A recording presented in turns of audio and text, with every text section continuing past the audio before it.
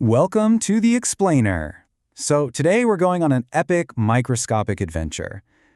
We often think of taking medicine as this super simple act. You swallow a pill and your headache goes away. But the dense science of what actually happens inside you is nothing short of an absolute odyssey. We're going to follow a single pill on its grueling, complex journey as it navigates the treacherous landscapes of the human body. Okay, let's dive right into this. The official scientific term for this wild journey is pharmacokinetics. Now, you probably know pharmacodynamics. That's how a drug magically fixes your headache. But pharmacokinetics, that's the quantitative study of how a drug moves in, through, and eventually right out of your body. In simple terms, it's the study of exactly what your body does to the drug. And trust me, your body does a lot. To make sense of this journey, we're going to use a super reliable roadmap called the ADME framework. That stands for absorption, distribution, metabolism, and excretion. All right, phase 1, absorption, entering the system. So before a drug can actually do anything useful, it's got to cross a biological lipid membrane. Think of it like trying to get past a heavily guarded border wall. And there are basically two main ways a little drug can pull this off. The most common is passive transport, just a free, easy flow down the concentration gradient with zero energy required. But then you've got active transport. This one's an uphill battle against the gradient. It actively burns energy and needs very specific carrier molecules to make it happen. If you zoom in on how that carrier transport actually works, it's literally like a microscopic ferry boat. The drug molecule just hops onto this specialized carrier protein, and the ferry shuttles it safely across that tricky lipid region right to the other side. Now, all of this brings up a pretty great question. If our bodies have these awesome transport systems, why can't we just swallow every single drug and expect it to work perfectly? Why inject anything at all? Well, taking a pill orally is basically sending it through an extreme obstacle course. You've got highly acidic gastric juices that'll just destroy certain drugs, like penicillin. Even what you had for lunch matters. Like if you take tetracycline with a glass of milk, it binds right to the calcium and suddenly it's barely absorbed at all.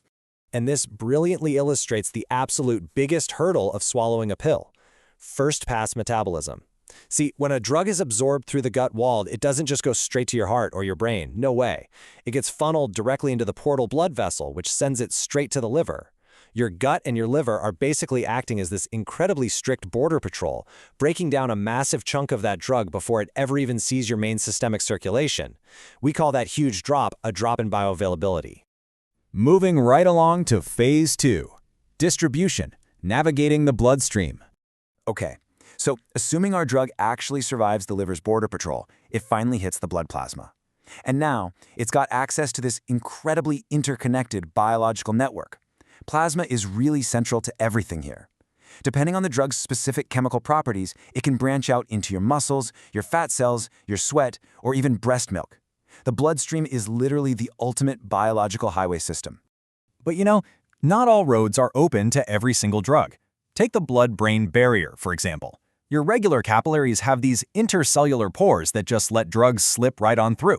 But brain capillaries, they have tight junctions. They act like an ultra-exclusive VIP bouncer. Only highly lipid-soluble drugs have the right credentials to slip past those tight junctions and actually get into the brain.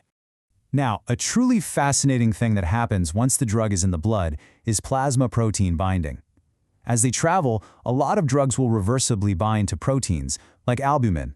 You can think of albumin as a sort of holding cell. While a drug is locked in there, it is totally inactive.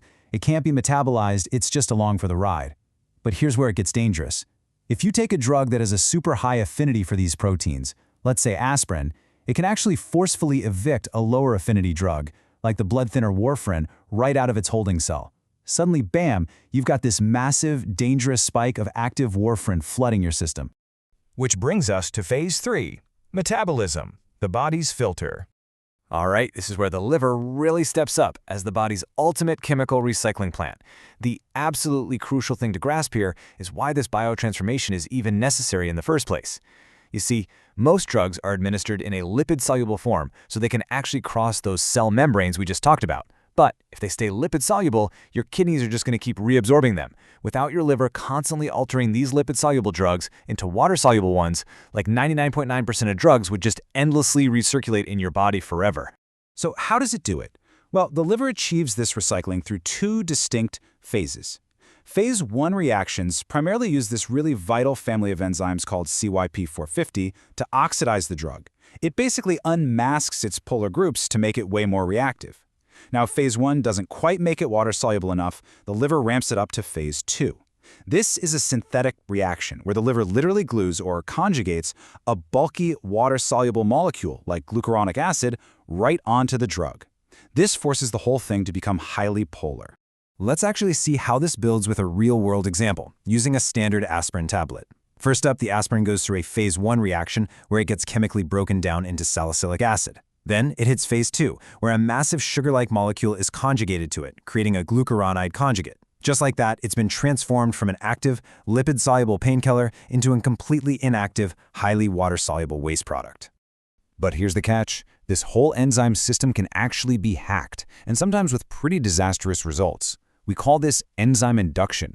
Certain drugs, like the tuberculosis medication rifampicin, actually instruct your DNA to manufacture extra CYP450 enzymes. Consider this real clinical scenario. A young woman on oral contraceptives contracts TB and starts taking rifampicin. The rifampicin ramps up her liver enzymes so aggressively that they destroy her birth control pills before they can even do their job. It leads to a complete therapeutic failure. Now, on the total flip side of that induction, we have something that might literally be sitting on your breakfast table right now. Seriously, what could a simple, innocent pink grapefruit possibly have to do with dangerous drug overdoses? Well, it turns out grapefruit is an incredibly potent enzyme inhibitor. The juice literally blocks the CYP450 enzymes in your body from doing their job. So if you take certain medications with a glass of grapefruit juice, your liver simply can't break the drug down. The parent drug just builds up and accumulates in your blood. This leads to these wildly exaggerated, prolonged effects and dramatically increases the likelihood of a toxic overdose. Kind of crazy, right? All right, finally, Phase 4, excretion, the final exit.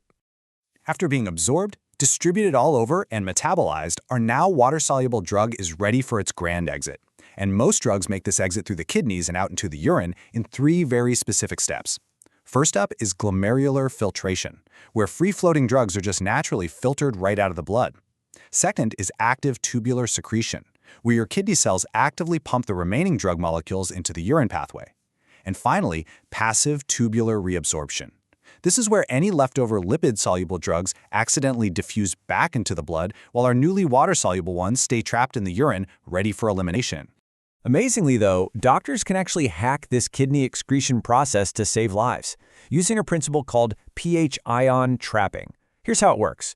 Weak acids become highly ionized and get totally trapped in alkaline, or basic, urine.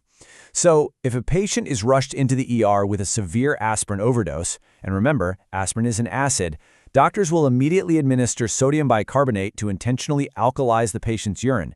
This instantly traps the aspirin in the kidneys, forcing the body to excrete it incredibly fast. So, we've followed the whole journey, from absorption and distribution, through metabolism, and finally excretion. It is literally a microscopic gauntlet.